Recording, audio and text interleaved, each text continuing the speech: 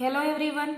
Today we are going to talk about 4.5 biochemical basis of mutation.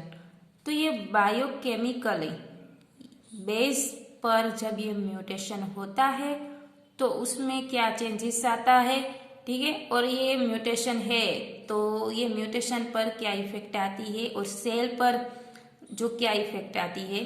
तो आपको पता हो तो हमारे बॉडी में जब ये सेल डिवीजन साइकिल यानी कि सेल साइकिल बनती है, ठीक है, तो ये सेल साइकिल बनती है तो उसमें म्यूटेशन आता है, ठीक है। तो ये क्या होता है, ये जो म्यूटेशन आता है तो ये सेल की जो बायोकेमिस्ट्री होती है उस पर ये उसमें चेंजेस आ जाता है, ठीक है। तो ये बायोकेमिस्ट्री को पूरी तरह, ये सेल की जो बायोकेमिस्ट्री होती है वो पूरी तरह से चेंज हो जाती है। तो चलो उसके बारे में आगे देखते हैं। तो ये बायोकेमिकल म्यूटेशंस आर देस कॉजिंग अ चेंज। ये बायोकेमिकल जो म्यूटेशन होते हैं, ठीक है, वो चेंज करते हैं, किससे चेंज करते हैं, in the biochemistry of the cell. ये जो सेल बनता है हमारी बॉडी में, ठीक है, ये जो उसकी जो बायोकेमिस्ट्री होती है उसको चेंज कर देता है। तो अगर ये उसकी बायोकेमिस्ट्री चेंज हो गई तो हमारे बॉडी में जो बायोसिंथेटिक पाथवे होते हैं, जो डिफरेंट टाइप के जो पाथवे होते हैं, ठीक है, बायोकेमिस्ट्रिकली ये जो पाथवे होते हैं तो ये पाथवे है प्रॉपरली सिंथेसाइज नहीं हो पाएंगे, क्योंकि अगर ये बायोकेमिकली म्यूटेशन उसमें आ जाता है तो ये जो सेल है पूरी की पूरी, उसकी जो बायोकेमिस्ट्री है पूरे से पूरी ये म्यूटेंट बन जाएगी, ठीक है। तो ये पूरी तरह से ये पाथवे है वो रन नहीं कर पाएगा, सिंथेसाइज नहीं कर पाएगा, ठीक है। Since this mutation often inactive biosynthetic pathway, कि जब से ये जो म्यूटेशन हो रहा है तो क्या होगा, ये जो इनएक्टिव फॉर्म में आ जाएगा, कौन, बायोसिंथेटिक पाथवे, ठीक है। फर्स्ट ऑफ ऑल सेल था, उससे इफेक्ट किया तो उसकी जो सेल की बायोकेमिस्ट्री है उसको ही इफेक्ट किया, ठीक है। अगर ये बायोकेमिस्ट्री है उसमें इफेक्ट आता है तो उसका जो पाथवे है वो भी इफेक्ट हो जाएगा, ठीक है, इनएक्टिव फॉर्म में आ जाएगा।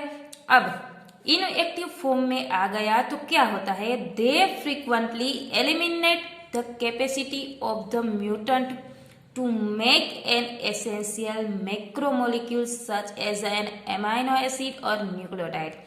यानी कि जो बायोसिंथेटिक पाथवे है वो इनएक्टिव फॉर्म में हो गया।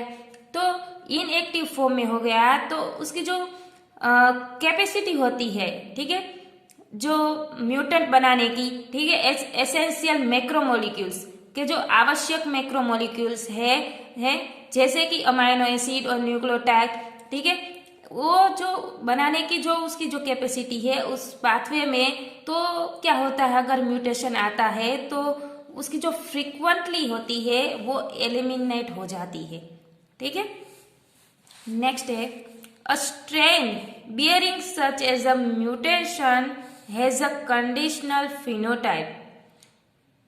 बियरिंग मतलब कि सहनशीलता, ठीक है। तो ये जो म्यूटेशन होता है तो उसका जो फिनोटाइप होता है वो किस तरह से होता है, it is unable to grow on medium lacking the molecules. यानी कि ये जो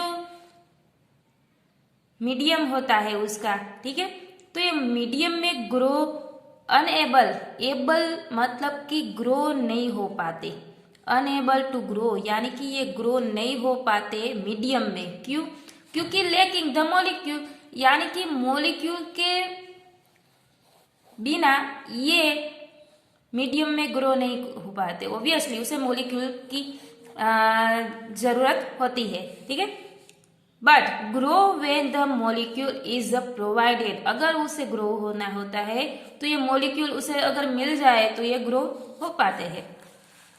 नेक्स्ट है सच अ म्यूटेंट्स आर कॉल्ड ऑक्सोट्रोप्स। यानी कि ऐसे म्यूटेंट के उसे हम ऑक्सोट्रोप्स या ऑक्सोट्रोप यानी कि उसकी जो अगर उसे प्रोड्यूस होना हो, ठीक है, तो फॉर एग्जाम्पल हम प्लांट की बात करें, ठीक है, तो प्लांट को अगर विकसित होना हो तो क्या उसे जो खनिज ऐसे जो खनिज हम उसे कहें ना कि जो खनिज क्षार हो या वाटर हो उसकी उसे ज्यादा जरूरत होती है। तो ऐसे सूक्ष्म जीव की बात करें तो ऐसे सूक्ष्म जीव को उसे ग्रो होने के लिए किसी ऐसे दूसरे एलिमेंट के यानी कि उसकी आवश्यकता हो।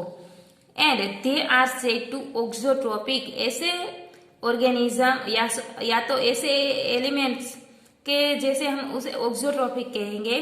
For the molecule they can not synthesise, ये उसके बगैर सिंथेसाइज नहीं हो पाते।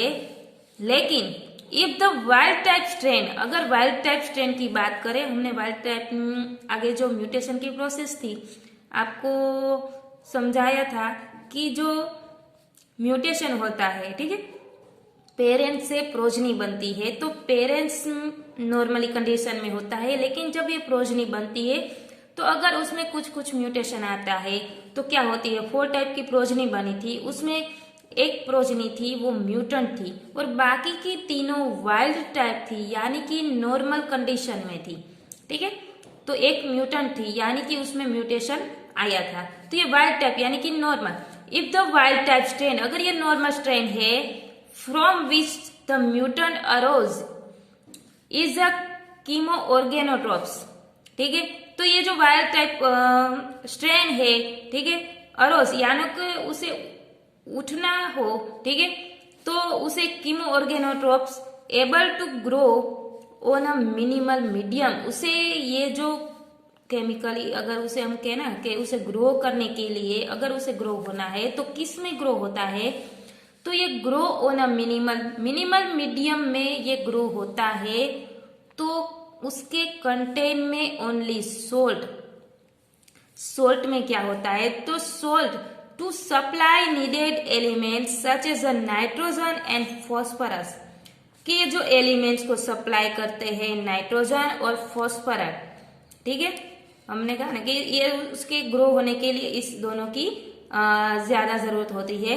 तो ये मिनिमल मीडियम में ग्रो होते हैं और उसके कंटेंट में सोल्ट होता है एंड कार्बन श्योर्स भी होता है, ठीक है। तो ये वाइल्ड टाइप स्ट्रेन की बात हुई, तो उसे इट इज कॉल्ड प्रोटोट्रोप्स कहेंगे, ठीक है। प्रोटोट्रोप्स यानी कि ऐसा सूक्ष्म जीव जो उसे ग्रो करने के लिए ऐसे एलिमेंट्स की आवश्यकता होती है, उसके बगैर ये ग्रो नहीं हो पाते। Okay, next, another type of biochemical mutant is the resistant mutant. ऐसे कई ऐसे बायोकेमिकल म्यूटेंट होते हैं जो रेजिस्टेंट होते हैं, ठीक है, यानी कि प्रतिरोधक म्यूटेंट होते हैं। These mutants have acquired resistance to some pathogens like chemical and antibiotic। तो ऐसे म्यूटेंट होते हैं, ठीक है, एक्वायर्ड यानी कि प्राप्त और रेजिस्टेंट यानी कि प्रतिरोधक, ठीक है। तो ऐसे प्रतिरोधक होते हैं यानी कि ऐसे रेजिस्टेंट होते हैं, तो कैसे, किस पैथोजन से, जैसे कि केमिकल और एंटीबायोटिक, ठीक है। तो ये बात हुई बायोकेमिकल बेसिस ऑफ म्यूटेशन की, ठीक है। तो ये बायोकेमिकल बेसिस ऑफ म्यूटेशन है, वो एग्जाम में कई बार आया है, आता भी है, ठीक है। तो इम्पोर्टेंट है, आप ध्यान से पढ़िएगा, अगर ना समझ आए तो मुझे पूछिएगा। ओके, तो ये सिंपल सी बात है बायोकेमिकल बेसिस ऑफ म्यूटेशन। तो ये म्यूटेशन ओवरव्यू हम देख ले तो म्यूटेशन में क्या होता है, अगर म्यूटेशन होता है सेल में तो उसकी बायोकेमिस्ट्री होती है वो चेंज हो जाती है। अगर ये बायोकेमिस्ट्री चेंज हो जाती है तो वो इनएक्टिव फॉर्म में आ जाता है। तो इनएक्टिव फॉर्म में आ गया तो उसका जो बायोसिंथेटिक पाथवे है वो प्रॉपरली नहीं कर पाएगा, और तो उसकी जो ये अमाइनो एसिड होता है न्यूक्लियोटाइड बनाने की जो सारे पाथवे की जो सिंथेसिस होती है तो उसकी ये फ्रीक्वेंटली है वो एलिमिनेट कर देता है, ठीक है। तो कैसे ऐसे हम उसको आगे जो बढ़े तो जो म्यूटेशन होते हैं वो क्या होता है, जो मॉलिक्यूल होते हैं मॉलिक्यूल के बगैर वो मीडियम में ग्रो नहीं होते, और उसको जो ग्रो होना हो तो ये मीडियम में मॉलिक्यूल की उसको ज्यादा जरूरत होती है। तो कई ऐसे मॉलिक्यूल के तो जो हम उसे ऑक्सोट्रोप कहेंगे, ठीक है। तो कई ऐसे मॉलिक्यूल है जो वाइल्ड टाइप है, ठीक है, जो वाइल्ड टाइप उसके जो मिनिमल मीडियम में ग्रो होते हैं तो उसे मीडियम में कंटेन में सोल्ट होता है, कार्बन सोर्स होता है, उसको नाइट्रोजन और फॉस्फोरस की ज्यादा जरूरत है, तो वो वाइल्ड टाइप को हम प्रोटोटॉप्स कहेंगे, ठीक है। तो ये दो बात थी। और कई ऐसे जो म्यूटेंट होते हैं जो रेजिस्टेंट होते हैं केमिकली और एंटीबायोटिक, ठीक है। तो ये क्वेश्चन आप बहुत अच्छी तरह से समझ लीजिएगा, अगर ना समझ आए तो पूछिएगा, ठीक है। सो गाइज, इस लेक्चर में बस इतना ही। Thank you so much and keep reading.